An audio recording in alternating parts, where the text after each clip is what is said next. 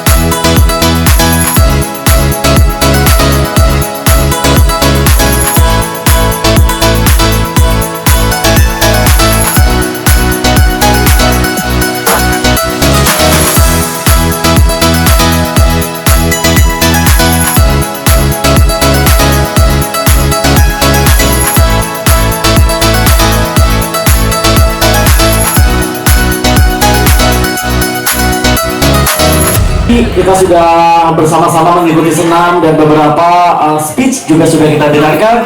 Selanjutnya saat ini kita akan bersama-sama mengikuti health talk interaktif yang akan diisi oleh Dr. Ide Ayu Ratih Wulansari di Pak Mars, yang juga merupakan Direktur Pelayanan Keperawatan dan juga Marketing Rumah Sakit, Mediator Konsiliator Mahkamah Agung, dan juga tenaga pelatih bidang kesehatan TPK Kemkes. Langsung. Terima kasih atas perkenalannya. Pakai olahraga. Kalau ke pasar, ibu pakai daster nggak? Masa begini pakaiannya ke pasar, kan nggak cocok. Ya. Itu sebabnya kenapa olahraga itu sengaja. Ya, ya pakaian harus pakai olahraga. Menyisap keringat. Enggak? Karena kita bawa tas hampir di beli bawah. Kita diam di situ. Ya, saya juga. Ya, itu yang menyebabkan tulang kita lebih kuat. Kalau pada waktu sekolah dasar saya ingat jam jam kita istirahat, kita main sembunyi-sembunyian kan ya. Keropos. Jadi tolong diperhatikan. Ya, efek ke mata juga jelas itu sudah pasti. Ya, ya. Itulah yang disebut hidup sedenter. Duduk saja. Kita tidak boleh duduk lebih dari 3 jam, 4 jam non-stop, itu tidak boleh. Ya, untuk apa? Untuk menghindari keropos. Mohon maaf, kita tahu wisatawan berjemur di Pantai Kuta berjam-jam sampai kulitnya mengeras. Enggak, bukan yang itu kita mau ya. Terus kaitan dengan itu apakah ada semacam risiko buat saya, karena selama ini mungkin sekitar belasan tahun lah saya sudah mengalami angka-angka seperti itu, karena di dalam pikiran saya tidak peduli angka, yang jelas saya peduli diri saya. Nah, terus angka 9 ini apakah ada risiko buat saya? Ya, itu sudah pasti. Penyakit akibat asam urat tinggi itu kita. Hewani itu juga sumber kalsium, jangan lupa, karena kita kan gizi harus seimbang. Jangan sampai kita ngegolkan kalsium, kita sudah bilang 4 cm ya. Itu kira-kira normal apa tidak, Dok? Ya, jelas tidak normal. Makanya tadi saya sampaikan, hati-hati kalau kita memendek. Bukan karena tua nasi genggen gitu, enggak. Orang bilang Ganti sama online. Ya, yang kedua, yang ketiga Ibu, ya, yang ketiga, karena obat dokter itu biasanya diminum malam hari. Kemudian kalau siang hari kita meminum herbal. Mohon tanggapannya, terima kasih. Baik, terima kasih. D3 daily D3 yang 1000 ya. Makasih. Itu normal. Kenapa? Karena asam urat itu hasil pecahnya sel berinti dari sel tubuh kita yang seperti tadi ada program kematian sel. Itu hebatnya tubuh kita. Setiap sel punya umur yang kita tidak tahu kapan dia mau mati, kemudian ucapkan. Tapi yang ditakutin patah tulangnya. Jadi takutlah pada akibatnya. Asam urat yang tinggi muncul kristal yang disebut monosodium urat. Bentuk kristalnya seperti jarum runcing, ya, baru bisa lihat kalau di bawah mikroskop ya Pak ya. Seperti beling ya, bening. Nah ini dia akan mencari lokasi di mana dia bisa memberikan hadiah kepada Bapak Edianto dan juga Ibu Dayu. Untuk Ibu, jadi nanti akan dibantu dijawab oleh Bapak Gunawan untuk seputaran MHC sendiri, dan untuk health sendiri akan dibantu oleh Ibu Dewi untuk menjawabnya. Seputaran osteoporosis nanti bisa lebih jelasnya datang aja langsung ke rumah sakit Purira. Masing-masing Pak, itu disampaikan juga per surat setiap tahun berapa. Mungkin nanti teman-teman bisa bantu untuk download MHC Mobile, bisa dilakukan, bisa dilihat Pak. Tapi kalau untuk yang sudah pensiun sebenarnya transaksinya hanya setahun 3 kali Pak ya. Satu pada saat bulan Januari pada saat pembayaran premi kepada InHealth, dan bulan Juli kita bayarnya setahun 2 kali. Itu yang kedua kalinya Pak ya. Apa enggak salah adalah kira-kira pihak MHC juga memberikan sosialisasi kepada mereka-mereka yang sudah beralih ke kartu BPJS. Mungkin ada kerjasama dengan pihak BPJS Pak. Karena selama ini kami masih awam sekali dengan prosedur yang dilakukan oleh pihak BPJS. Mungkin usul kami cuma segitu Pak. Terima kasih. Untuk premi in-hand. Kemudian mereka beralih menjadi ke BPJS saja. Kalau saya ingat dulu aturannya kan, kalau seandainya sudah beralih ke BPJS saja, kan tidak boleh lagi balik ke in-hand. Bagaimana kalau seandainya anggota itu masih pakai in-hand tapi dia belum punya BPJS? Sekarang dia mau beralih ke BPJS stok in-hand-nya dibuang. Itu gimana persyaratannya? Apakah MHC bisa memfasilitasi untuk pendaftaran anggotanya di BPJS? Itu pertanyaan pertama Pak. Yang kedua, kalau seandainya anggota sudah tidak memakai in-hand dan BPJS juga sudah tidak memakai, sedangkan mereka masih punya saldo di Mandiri Healthcare, bagaimana proses pengembalian saldo anggota tersebut kepada anggota? Kedua Pak, terima kasih. Kirimkan KTP dan KK, kami akan coba lakukan pendaftaran ke BPJS. Ketentuannya kan dana yang ada di individual account itu memang digunakan untuk pembayaran premi in-health atau BPJS Pak. Jadi memang kecuali tadi itu Pak, Bapak keluar dari keanggotaan MHC.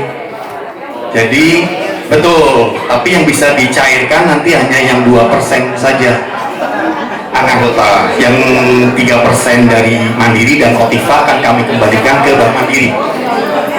Itu Pak. Kita sendiri bisa ke BPJS?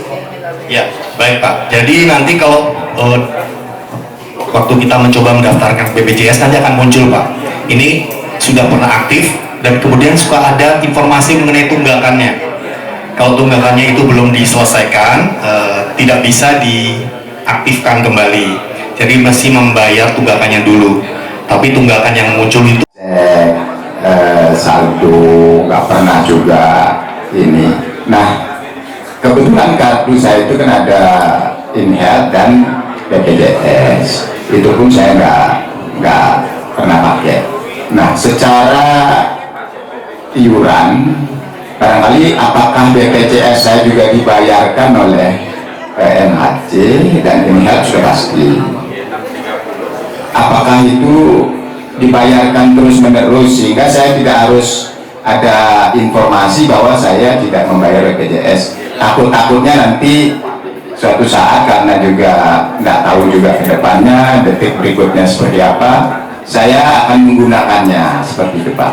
Tapi saya memang bersyukur sampai saat ini masih tidak menggunakan. Nah, apabila misalnya menggunakannya itu in-health atau BPJS, tadi kalau misalnya ada anggota yang keluar dari MHC, terus yang dibayarkan hanya 2%, yang 3% dibayar ke Mandiri gitu.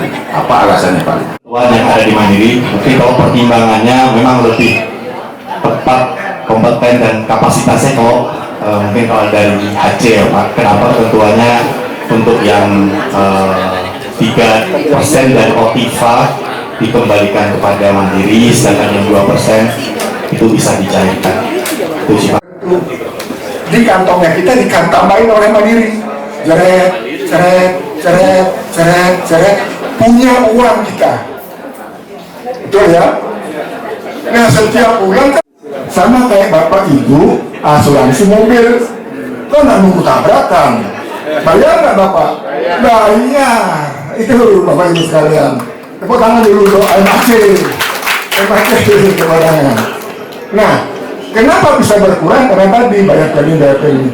Kalau sudah mepet, kayak saya kan mepet nih duitnya sekarang saya. Cukup nggak untuk berapa bulan ya saya berobat? Oh, ternyata cuma setahun. Saya turun aja ke BPJS itu nih, atau dari gold ke silver. Karena preminya berbeda dari 800.000 ke BPJS berapa? Masuk ke bank Mandiri, begitu Bapak Ibu sekalian. Ada yang masuk confused? Clear? Pak Bun ada yang semua katanya. Terima kasih, betul ya, oke. Ketiga, tepuk tangan untuk MHC dulu. Kenapa tepuk tangan? Karena dulu kan apa itu MMI dijamin oleh apa itu Bank Syariah Mandiri. Terus tanggal 20 bulan Oktober tahun 2020 saya habis, tidak mau diperpanjang lagi, saya mau istirahat total. Surga kok nikmat gitu. Ya kamu di situ dulu, karena dulu saya bantu, saya yang bantu ya di dalam dulu dong gitu. Gitu. Nikmatnya kan begitu. Terus yang kedua saya mau minta waktunya, karena kepengurusan PABM itu 2 periode, di dalam angka ADRT-nya 2 periode. Itu dipilih oleh seluruh anggota PABM sebagai stakeholder dari MHC. Jadi MHC itu punya kita Pak, punya PABM. Pejabat-pejabat negara itu adalah di bawah naungan PABM. Agus Marto, Pak Budi Sadikin itu dia tunduk dengan PABM karena alumni. Gitu. Dan aturan-aturan kalau rapat mesti di Pondok Indah di kantor PABM. Kebetulan sudah disetujui oleh Dekomnya, disetujui oleh Dirutnya, tinggal lahir. Karena Bank Syariah itu begitu pensiun sakit nggak ditanggung Bu, kasihan juga tuh dapat uangnya mungkin nggak sebesar kita, tapi pensiun itu sakit itu nggak ditanggung. Makanya sekarang baru kita mendirikan perkumpulan alumni Bank Syariah. Berhubung itu masing-masing legisi itu disetujui oleh DRC, jadi nanti Bapak Ibu tolong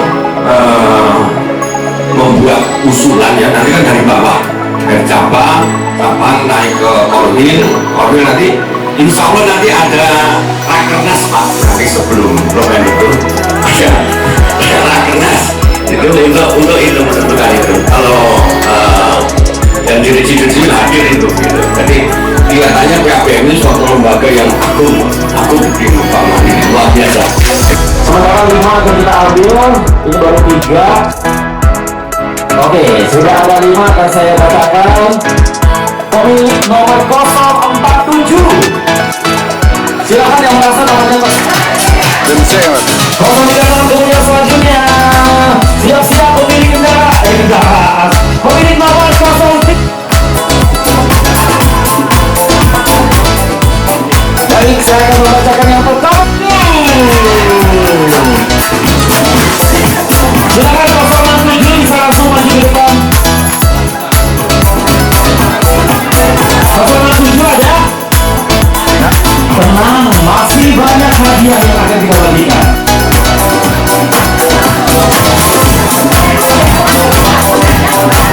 Baik, kita akan katakan yang beruntung pertama. Selamat kepada nomor 0. Dan yang berhasil pertama mendapatkan adalah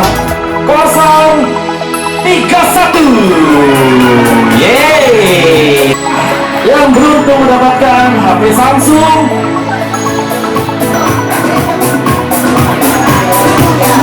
Kita akan bacakan yang pertama. Selamat kepada nomor 003.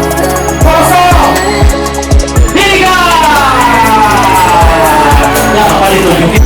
Tentunya yang persyaratan yang dapat harus joget dulu. Kalau nggak joget dulu, posternya aja saya kasih. TV-nya saya kasih Pak Gunawan. Bagi uang sama saya. Sama-sama 21 ya. Kan 43 tuh. Kita lihat siapakah ada di tangan Tuhan, kemudian ditransfer ke tangan Pak Gunawan. Setelah itu ditransfer di tangan saya.